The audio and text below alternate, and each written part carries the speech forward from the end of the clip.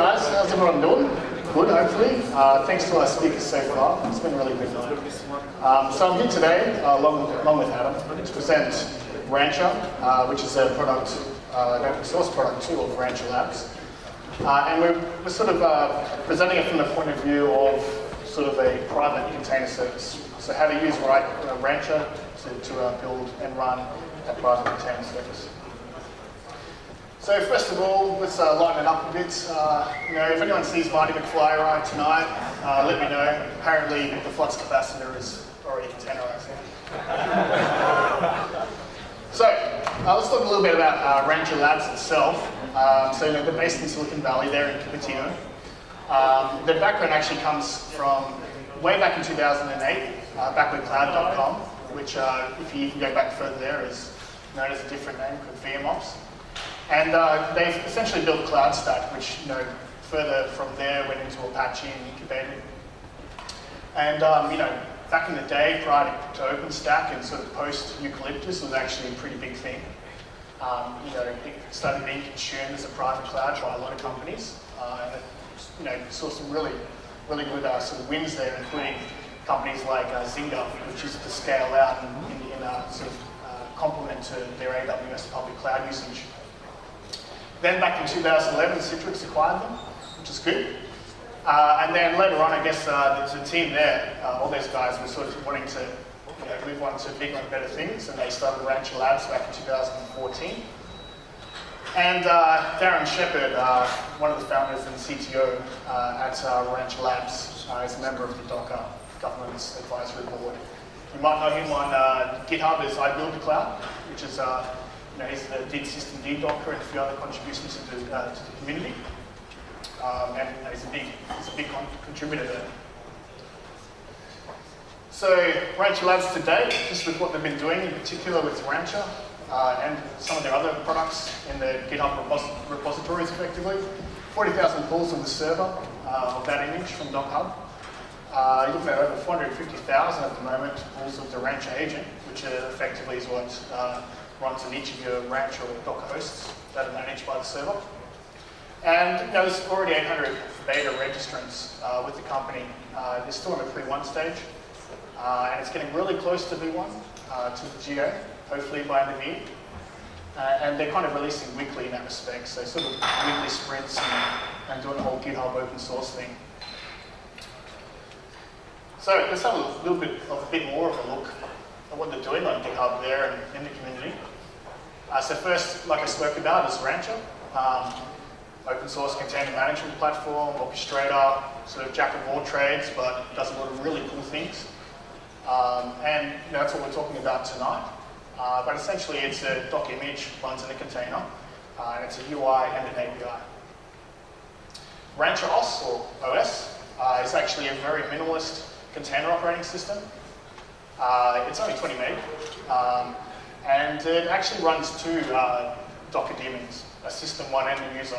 So it's actually quite a different way of looking at things. And if you're more of a system kind of person, Docker, actually the Docker daemon runs at PID1 instead of a init here, which is pretty cool. Moving on, recently, sort of in the Docker plugin space is Convoy, which is a storage plugin essentially. And this will allow you to actually run volumes backed by a VFS or a EBS. And you can also do backups to S3 and restores back to it. So that's fairly early, but it's showing some really good signs of being a practical thing to use. You can use it in EC2, but you could also potentially run it on host in another cloud or on-prem and back up to S3, for example, and restore back that way. Another cool little guy here is Rancher VM. For example, you can run KVM images in a Docker container. Not so popular, but it was very cool to actually see that happen. It shows the sort of potential of virtualization crossing across the sort of container space. And sort of kind of recently here, libcompose. So Rancher has something called Rancher Compose. And it's a Docker Compose compatible CLI client, but it's actually built in Go. And what they did is instead of sort of putting it in one sort of Go package, they did it in libcompose first for the core lib library. And they managed to get us upstream into Docker itself. And you may have noticed that Rancher also sponsored the Global Hack Day recently. So you can use this right now, and if you're sort of wanting something to implement in sort of Docker Compose in your application or something systems-wise, this guy's already available. And who knows, maybe we'll see Docker Compose port from Python over to Go in the future and use this guy to call. Fingers crossed. So sort of moving back on topic here to the main subject, which is using Rancher as a container service. And you'll notice, everyone's probably tried these guys out, Amazon or Google's container service. There's a few others out there as well. And they work quite well. They've got a fairly good feature set at this point. But they may not have a few other things that you might want to do. And they may not have the flexibility of sort of doing on-prem, doing multi-cloud for your host and things like that. Excuse me.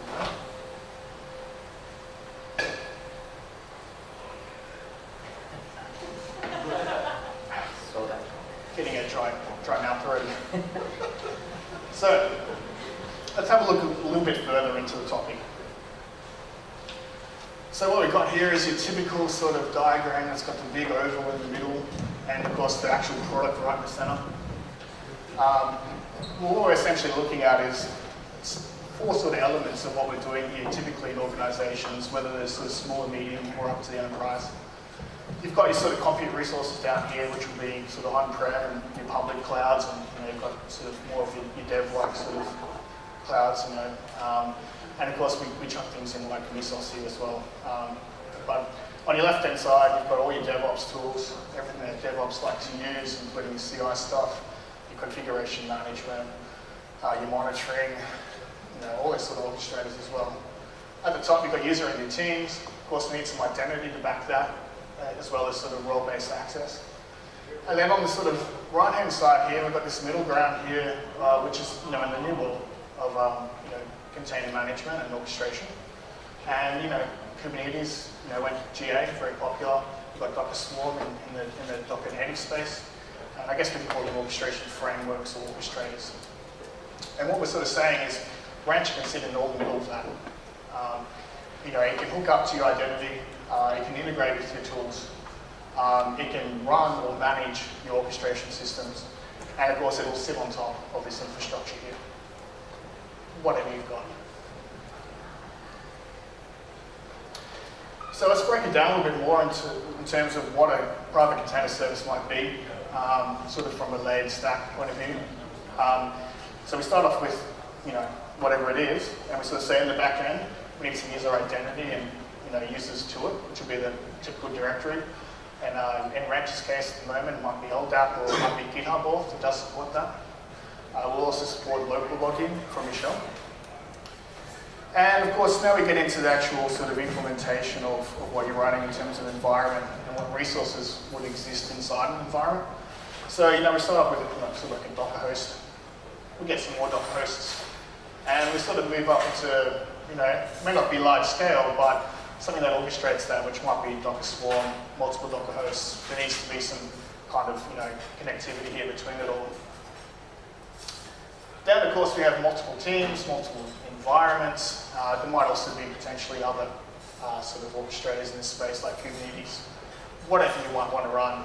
Typically, all these kind of Docker solutions that orchestrate or do things, they run in a container. So we're kind of saying, hey, to run in a container, it's chicken and egg though. We need something to provide that egg, or a chicken to create the egg, or it's always going to be like, where do you automate? Where do you start? What many steps are there? But something more complex, like maybe Kubernetes, might need something to manage it. So Rancher can help out there. That's the next layer. So potentially, it's not saying Rancher is an alternative. It's saying yes, you could just use Rancher. For example, me and Adam just do use Rancher. Australia is kind of fairly small scale compared to the rest of the world. So we go, Rancher does everything we want. It's cool, but if we did actually scale out massive or want to do something else, we can actually run other things on there. So, Rancher itself doesn't actually have a concept of an environment. So you can actually create multiple environments within Rancher. There might be dev, staging, production, what have you. Could be anything. You can do as many environments as you want. What the unique sort of concept here is that each environment will have hosts. So you can't sort of share hosts between environments. That's probably a good thing. So we'll give some hosts, which could be in a variety of different sources, geographically and physically. And we'll create our environments. So what we then need is put some SDN in there, sort of talk and sort of make this more of like a private network or more of like a cloud. So we'll chuck an SDN layer over like an overlay network, which is not necessarily something new. I mean, there's a lot of options out there that already do this. Rancher just does it as well. So you're essentially looking at a private network here, plus some extra cool things on top, which we talked about. So the common thing is service discovery. So, Rancher does have like an internal DNS in its private network. So it'll support your usual Docker links and all the native stuff is all in there, but it'll provide some extra goodies as well. Things like service aliases or external services that you can alias against. We'll probably get into that maybe a little bit later. But what we also want to do is, put in sort of like a load balancer to the services that we're running or to the applications. And in this particular case, the way that Rancher does that is does it in a very nicely abstracted way, and it's essentially HA proxy in the container, but you don't actually have to worry about the underlying service discovery or manually configuring it or telling it. It's more of say, hey, here's a load balancer. I want it to point to this particular service, and that service might run one or more containers. And you can sort of swap out which container service you point it to, which we'll get into in a second. Of course, with all this kind of load balancing stuff, we do need health checks in there. So HA proxy, once again, is under the hood. You don't have to worry about its config. You'll have HTTP and TCP health checks as you need. And of course, storage management. There is some good features in Rancher that will help you with that. There is some really good ones coming out soon. Things like Convoy will be more integrated into Rancher itself, potentially. But of course, it's still a little bit early days in terms of data and Docker, but it's there. Now, in terms of orchestrating this stuff, of course, you can still use your typical CLI, your Docker Compose, and of course, whatever sort of Swarm or Kubernetes, you can run this on the same thing. So you can continue stacking up whatever you might be running. It's not like it's sort of a proprietary thing saying, hey, there's a Rancher way over highway. It's more like let's support native Docker and you sort of enhance it a bit more. So I guess next we sort of get into what we've probably all seen before, which is a typical sort of pipeline. You build, so develop, build, and then package it, test it, deploy it, and then you've got production, ops, all that sort of stuff. So I'll run through this one pretty quickly. You've got your build environment, which could be based in Rancher, you've got CI here, which could be Jenkins, could be whatever. And all we're saying is build images, make a bakery, go all the way through the stack, push it up to your registry, scale it out. You might be a big organization, you might end up have like a lot of images, you might be churning these things out like a factory. Whichever way, it's cool. I think we're all pretty familiar with that sort of pipeline in terms of the dev, build, test for it. So now we're talking about sort of a bit more on the test side. So we've gone through all of that. We can still use the CI to then actually do integration tests. So what we're looking at on a more practical level is we've got a load balancer service here, and we've got the application service being Tomcat. You've got a database tier and a caching tier here, and we'll deploy those with Rancher in the relevant Docker services. You're looking at an image per tier, minimum of one container, for example. And then we'll say, we'll just pop up an extra test container, which might run whatever we need to then do integration testing across all of those, might be from the client side or what have you. So you can do sort of like, once again, a self-contained test environment. All pretty typical stuff in a CI sort of process. And once again, here we are sort of supporting native Compose here. There's no difference there. It's the main consumer of what, this is what Rancher will consume for your stacks. Going into production, seeing a similar situation. So I'm not sure how familiar you are with sort of Docker Compose. You're defining each tier or service here, which is effectively a project, and then you're saying, link this DB up to the app. You've got an extra tier, basic stuff. And then we start to do scaling. So what happens is that the difference here with Rancher is that you can say, hey, this container service, which might be the application, I want to scale it at X number of containers. And then in the future, of course, you can scale it up. So you might actually change the number of containers and rerun through CI, or you might run it manually, or what have you. The next thing we're getting up to, health checks. Of course, we expect things to fail, but we also want to do the upgrade scenario.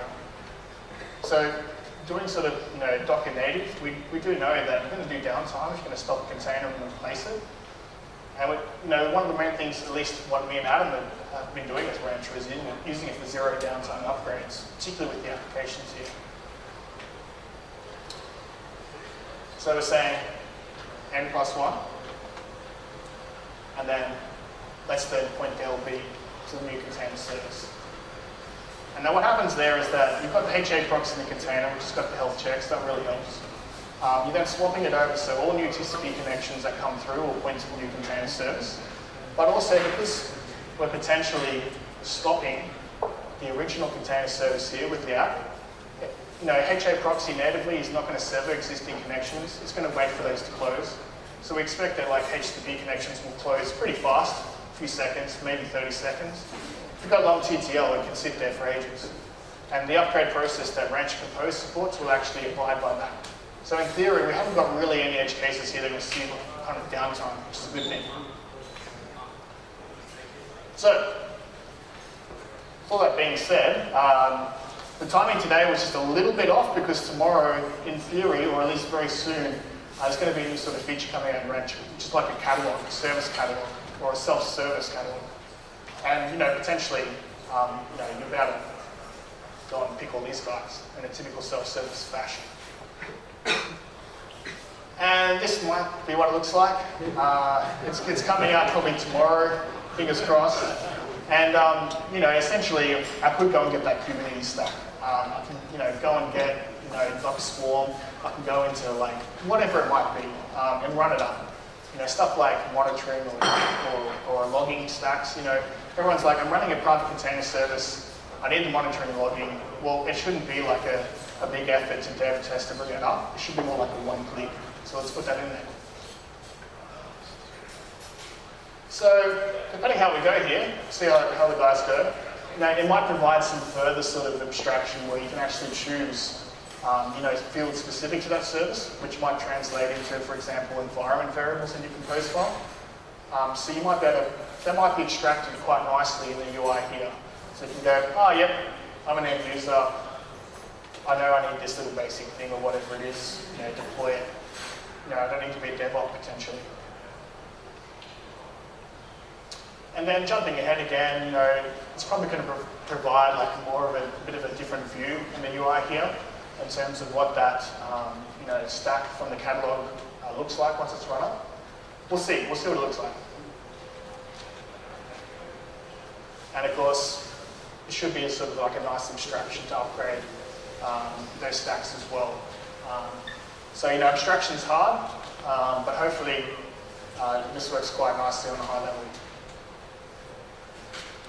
So before we hand it over to Adam, just to get into some more demoing stuff, what we've been doing effectively at IAG, any questions on that whole sort of run through there? Talk to us. Sorry, he's going to turn you on right now.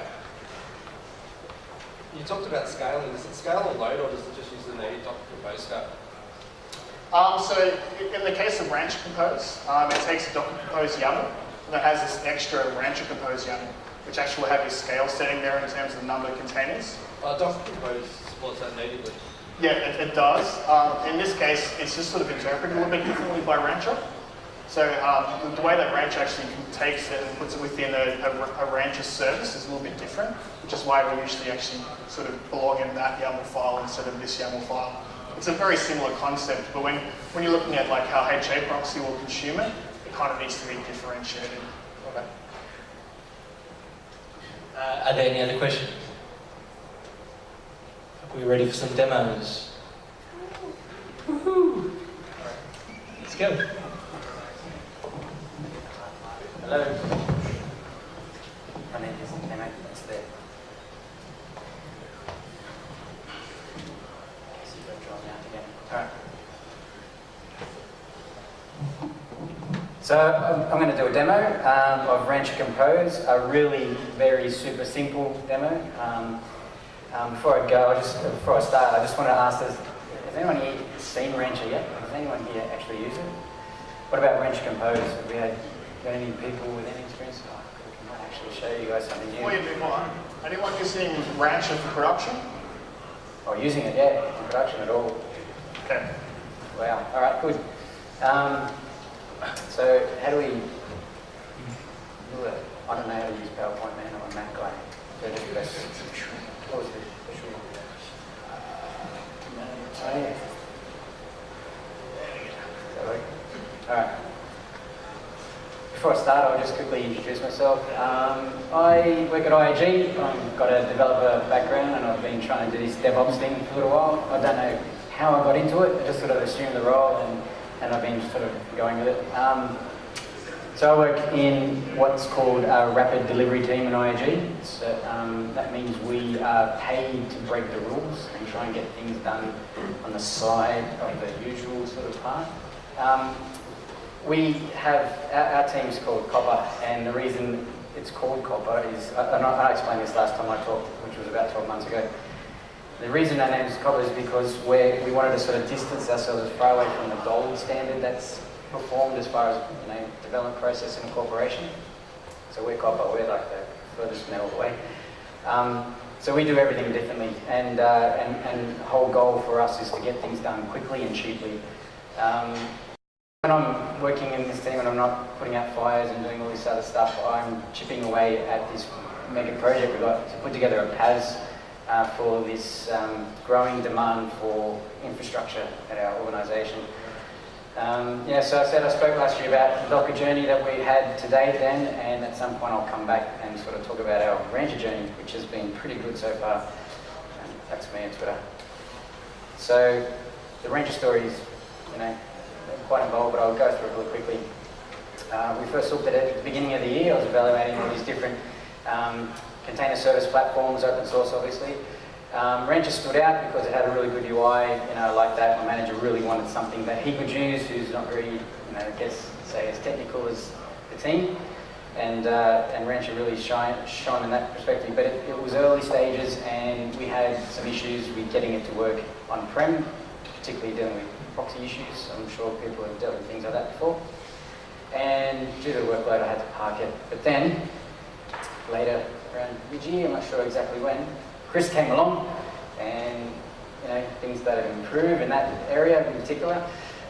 Chris introduced Rancher back to the organisation, to the team, and the combination of Chris and his efforts with working in Rancher Labs, things have just gone sort of, from strength to strength in regards to our implementation of Rancher at IAG. We've rolled it out internally, so on our on-premises infrastructure, and Chris has also put together, I call it off-prem and AWS, and we're sort of making use of it in all sorts of different places. So if you guys have any questions about that, just let me know. I might keep going, but we'll probably go back to questions once I finish, which won't take very long. So my angle in all of this is being an automation, CI/CD kind of person. While the UI stuff is great, I needed tools and APIs and things that I could use from automation sort of perspective, making things happen from, bamboo systems and things like that. So I needed a tool that I could run from a shell to be able to do all the things I needed to do from a deployment orchestration perspective. And this is how I introduce Rancher Compose. So I think my next slide is demo. Right. This will be good. I'm just going to... Please. All right. So I put this demo together about lunchtime today, and this is the first time I'm actually going to run it on this machine. So, hey, Firefox is gone. That's good. It's already off to a good start. So if I can remember the URL. I've got to get out first. I'll show you what I'm going to run. So I've got. I'm going to deploy an application that simply, I'm calling it VMI, you've probably seen these things before. You hit it and it tells you stuff about it, right? So in this case, it's going to tell me its IP address, host name. It's going to distinguish itself from other instances in its pool and potentially different versions of itself, which is sort of going to make sense in a minute. So I'll put this up on GitHub. I'm not going to actually show you the code just yet, but I'll show you it running because I left it running before we started. So let's see if it's still there. It was called.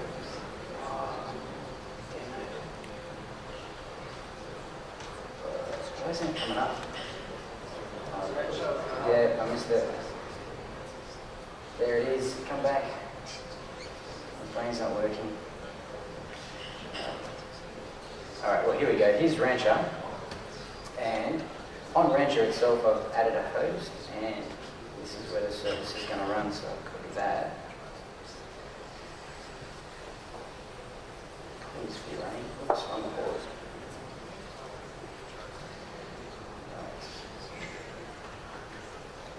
So at the moment, this is the end state of this demo I'm going to show you. So I wanted to sort of leave it there running to prove that it actually does work, at least when I run it on my other machine. I'm going to delete all this and start from scratch. So basically we've gone from, the demo is going to show normal deploy with producing like a simple stack with a load balancer and some instances all on Rancher using Rancher Compose. Then I'm going to upgrade it and show you that there's no downtime and customer impact or anything like that. So for you guys who have not seen Rancher before, here's a view. Actually, I know what I've done. What was the IP address? I need to just quickly do a quick check. Rancher. What was it? We deal with like a lot of branches. I mean, I've got too many things on my mind, so I need to do these real quick. Just so that I can scale this thing differently. There you go. And you can go back to a little. Alright. Anyway, here's a quick preview of the interface of Rancher. So we've got Rancher here running. I've got a real simple setup where as far as infrastructure, I've just got one host, and this is the host I'm going to deploy to. And at the moment, on this host, there's a bunch of containers running, and that's basically what you saw. These guys all down here are serving requests that are happening here. So that's my service, that's my stack, and I'm going to kill it. So let's see if we can get it back. Gone. So we might see that all these containers now dying, and I'm going to hopefully get them back there in a sec. So that you saw the view on my service. What I'm going to show you here is a simple setup for creating, provisioning that service. We've got this YAML file, which I hope is coming out. This YAML file, Docker Compose, people I think are familiar with something like that more so than the Rancher Compose stuff. And it's very simple. It's just got this UMI container. It's specifying the version, exposing the port that runs internally, and I indicate the load balancer that is going to sit in front of it. And this Rancher Compose indicates that the scale factor, how many instances I'm going to have, and how many instances of the load balancer in front of it. So that's it as far as what's required for sort of configuring your service, your stack, and the command to run it. So that I'm used to caps lock on my control, so I've got to get used to this machine. I need to go to Rancher deploy one. I need to quickly source the login, and then I need to remember what the command is, which is no, okay, so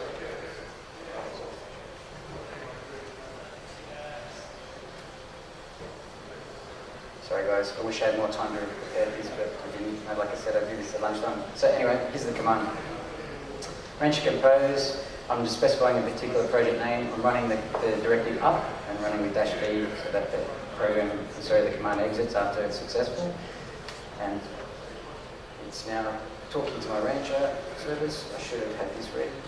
And you can see that a load balance has been deployed and all these Hue services are coming online, and you should start seeing version 1 state. And there's a bunch of containers there. I wish I had more screen space to be able to sort of show you this a bit better. In any case, that's it for a simple deployment. Like I said, this demo is really simple. The good bit is the upgrade. Wish there was more to show as far as this application's functionality, but there isn't much. If I go to deploy to, I'll quickly show you what is required to configure an upgrade to version 2. And it's a simple matter of updating the bits that change, I guess, from service 1 to 2. So we've got the Who service 1 that we're upgrading. The Who service 2 is specifying the fact that we're going to version 2. Otherwise, everything else is the same. It doesn't mention the load balancer because that won't change.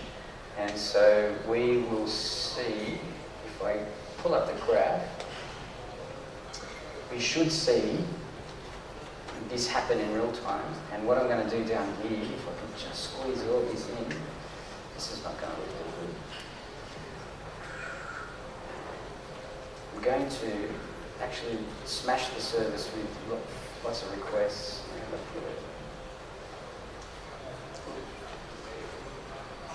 Alright, so this thing's going to hit it. So it's basically hitting the server 5 times in a row and sleeping a second, and we can see that it's all version 1. I'm going to run the deploy command and make sure I've got the right one. I didn't want to use my brain. I cut and pasted this stuff. Here's the command. It goes, and we paste it out.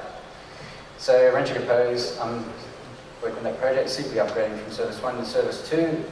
It's going to use that YAML configuration to work out what to do, and we should actually see a rollover, and hopefully we won't see any sort of 4F falls or anything, any server errors and stuff like that. What we should start seeing is some of these version 2s coming online, and version 1's slowly getting retired.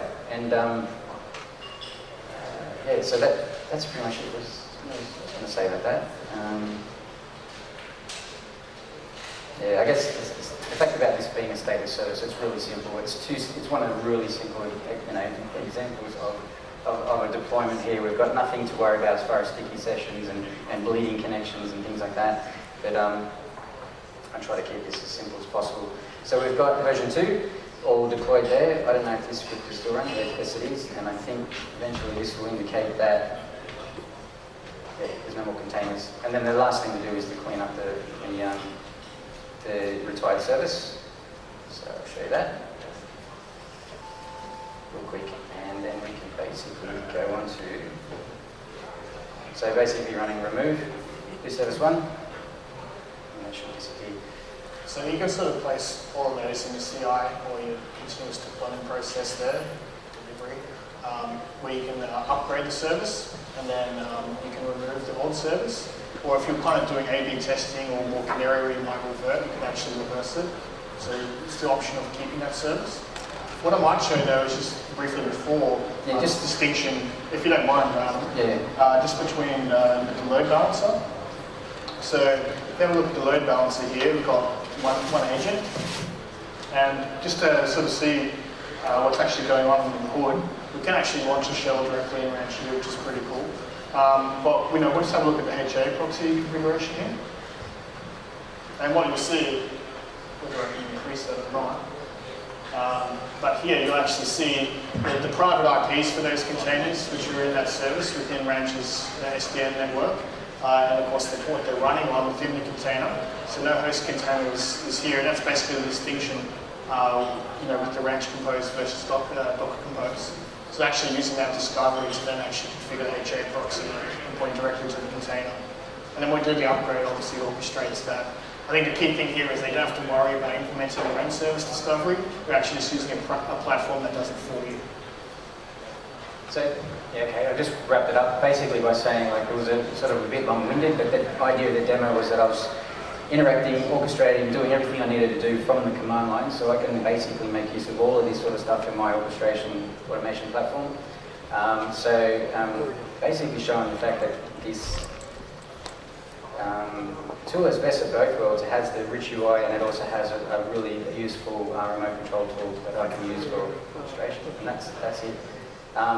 At this stage, I don't know how much time we've got, but Probably getting there, but maybe just show the YAML around it as well in the UI for the step. all right. Just So with the where do I go? It's view config. So it will actually dump this back to you. So in theory, like if you're doing this, from command or in the CI, you're going to be able to feel it back here. What we can also do from a design point of view is create all these stacks, services, everything within Rancher, and it's going to pop this back to you. And then you go back and you put in your source control and you run it through your CI pipelines and so forth. So that's what I personally do. I don't actually start with code or from the YAML point of view and write these files. I actually just store them in here and then I bring it back. So at this stage, we're completely winging it. We haven't sort of prepared anything beyond this point. And yeah, so I guess it's a matter of sort of wondering what people want to see more of. And I mean, it's just, we were talking about this, after lunch before we went to the pub, as preparation for our talk. There's just so much to show. Like, what do we show? What do this is just like a hello world example. So we'll probably come back and show a bit more advanced sort of topics. What we basically encourage is, try out Rancher. It's technically one command. Docker run, bring up the server, wherever it might be with the Docker daemon, and play around with it. It's got really good documentation. It's all open source on GitHub. You'll be able to run up, whatever you need to. And in the future, we'll come back and we'll show you some more tutorials and so on. Yeah, I'll put all that stuff on GitHub. I can sort of ping me if you want the links, and I can show you the stuff, and you can run through the demo yourself if you like.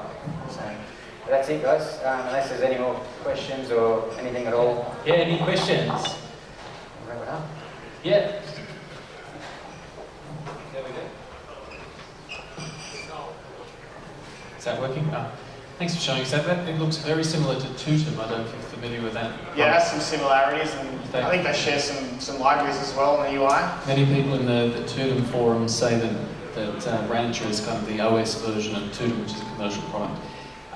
What I was going to ask is, in terms of just playing with it, spinning it up, if you have a boot to Docker virtual machine on Mac, can you just pull a container and run it, or what do you have to do on the host to actually get all the CLI working and the like? Is there a separate installation for that, or how does that work? Sure. So yeah, you can run the container anywhere, boot to Docker, Docker machine, whatever you might like. Rancher Compose is just distributed separately. So it's built in Go, so it's still like a standalone single executable. You can just download it from their GitHub, which will come down to Tarple or whatever. But also, if you have a look here in the UI, it'll actually provide a simple download link here to pull it down from the server with its version. And the nice little cattle logo here will actually tell you what this release is. The Rancher cattle's actually the app behind it, and then the UI's got a version, and that's a composed version. So you'll find that in each release, usually kind of weekly, there's new features in Rancher Compose, like that upgrade one that came out a couple of weeks ago. You can always use the latest Rancher Compose because it's backwards compatible. So you generally just go to GitHub or whatnot and install it. It's compiled for Linux, Windows, and what have you. It's really easy to install. And it can work with your Docker Compose straight up if you wanted it as a straight out replacement. It's compatible in that respect. But yeah, it's the sort of extra things like the upgrade. That's where Rancher Compose comes in. But once again, going back, it's this sort of load balancing sort of AV upgrade. It's really cool. And could I ask, in terms of, say, comparing it to, say, Mesos Marathon or something like that as an implementation, which is, we have an implementation of that nature, how does it run with things like masters, slaves, and workers? And is this an agent that's deployed on every node, or how does it actually function in that? Sure. So what I personally did and over at IAG was choose Rancher because it's a very light solution. But it can be actually that solution that drives and sets up your Mesos or whatever it might be. So as I was showing before, you can run that on there, no problem. But every single sort of load balancer you run up, you'll find that it just has like another container that runs that particular service. So in this case, around a load balancer service, it's got a container called LB agent, which is the HA proxy. For each host, there is an agent container or instance agent. So what you're looking at is one container for each host for connectivity back to the server, and then some of the services you'll run have an extra container. So it's actually still pretty lightweight, and there isn't a concept of workers or additional kind of things which starts to become sort of heavy. It's more of a basic system to deploy to control Docker hosts in a different way, in a better way, I guess you can say. Well, I mean, it's a little bit early for us, so we went Mesos Marathon a little while back. But every time I work with Tudum, which looks very similar to Rancher, I weep and assume the fetal position when I have to go back to Mesos Marathon as an implementation. It's, it looks great. So how close to, when you say it's almost going to be released as GA, you guys are using it in production now, or? Yeah, we are. So the one thing to keep in mind, at the moment, you'll find the V1 milestone in GitHub set to end of December.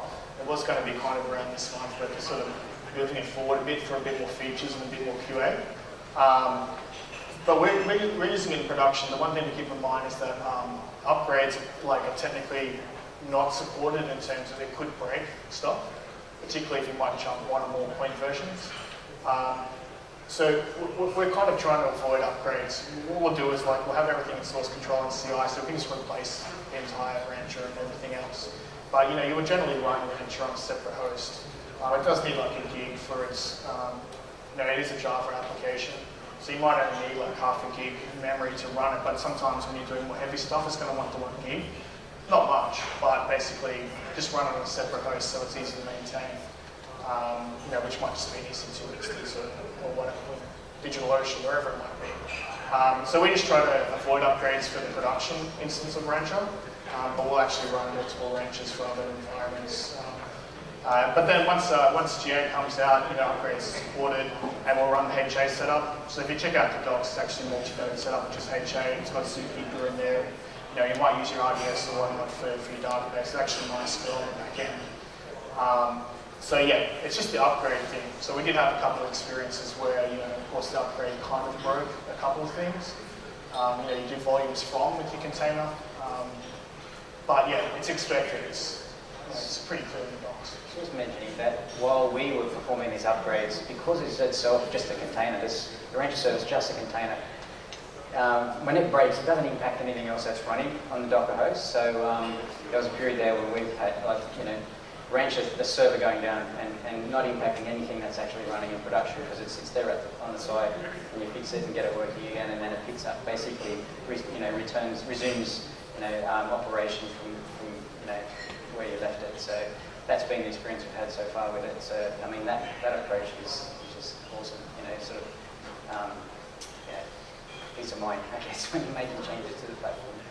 Yeah, the internal network itself is basically IP sectors. Particularly when it's geographical. So incoming on the Rancher server is port 4500 and 500, and that's the main requirement. You'll see that the proxies are available for most of the kind of networking that you need to do, for a corporate situation like we are. But yeah, if you're going to go out into Ethernet, you probably need those 2 ports. We'll probably see in the future that probably WebSocket tunnel, those kind of things eventually when they become higher. Any other questions, guys? I know Gerhard's keen to probably... Oh, no, that's fine. There's any questions you like. It's for you as a community event. Yeah, thanks for the talk, guys. I've been investigating it and looking at the environments aspect. Do you guys use it and do you share things between environments? I sort of had this concept where I have our tooling in one environment and dev test, whatever, in another environment. Just have one Rancher installation. Sounds like you guys might run just multiple branches. The reason that we run multiple branches in this case is more of the size of the organisation, and that they've got separate cloud accounts and on-prem sort of tenancy. And so we weren't initially. We were going to still have a single Rancher, but we just in the end things evolved at different paces. I guess the on and off stuff just went the same sort of separate ways. You got buried in that work in that direction. I went in this direction. and that, but it doesn't mean it has to be. So we, sort of plans to bring it all back together under a single platform eventually. Yeah, because in the enterprise, you kind of need to buy in for it to be like a sort of goals and board level, where it's so that's where we'll wait for the HA so that we can have sort of products, support the database, support just the general life of the things. At the moment, it's self-managed between these teams and myself and Adam, but it was actually physical restrictions. So we might have an AWS account with direct connect hooked up here. There's no internet gateway out through the AWS, but then we'd have another AWS account which would have the IGW but would have no internal access to back-end systems. So it just kind of ended up being two. But the cool thing is you could, this stuff's easy to boot up, and if you have a quick look here, one little basic thing that I created is Rancher test run. And then all it is a vagrant file that actually stands up 3 containers. One is Rancher server, one is a Rancher agent, so one Docker host effectively, and the other third one is a Core OS container, just for fun, but it best can be the Rancher Compose container. And if we have a quick look at the vagrant file here, all it does is, it's private networking. It's just based on that, so they can connect together. And then at the end, I just run up a basic app, a web app, in a container, and then I just sort of do a test down the bottom, just to make sure it's returning something in the body of HTML. And this was actually because, we did run into some upgrade problems. So all I wanted to do was actually see whether the problem's in the actual release of Rancher or whether it's in the upgrade. And of course it proved that it was in the upgrade because the version clean was no problem. But yeah, that's all you're looking at is run it on whatever you like. If it's Docker, it's going to run. The private networking here was kind of cool. Just needed to find some IPs that weren't in use. Anything else, guys? Cool, so we might just wrap up there. I'd like to thank you guys very much for putting that together.